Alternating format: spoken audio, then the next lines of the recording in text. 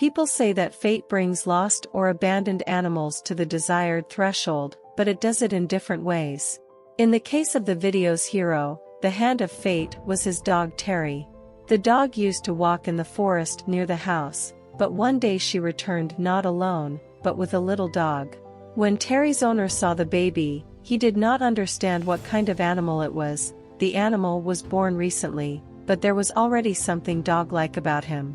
The owner of the sheepdog initially thought about donating the animal or keeping it, but as soon as he took the baby in his arms he could no longer part with it.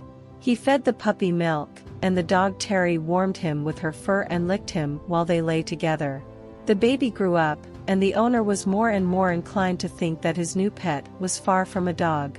And when he, like a cat, began to climb the cabinets, the man took Russell, as he called the animal, to the veterinarian. Upon seeing the animal, he laughed and said that it was not a dog, but a sable, a furry wild animal. The doctor also mentioned that they are extremely difficult to domesticate and therefore advised that the animal be handed over to the zoo. But the man became attached to Russell, and for Terry he became a loyal and irreplaceable friend, and therefore there was no question of parting. Several years have passed since then, and Russell still lives with a man and a pastor. They are like one big happy family. Recently, it has become fashionable to have extraordinary pets, and therefore sabers as pets are nothing new. This animal belongs to the mustelids and is characterized by zoologists as an aggressive and potentially dangerous predator if found in nature.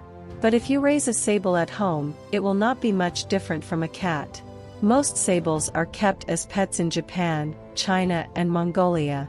What especially attracts people to this animal is that it belongs to the smelling animals, such as skunks or ferrets, but at the same time it has no smell at all, unlike the latter.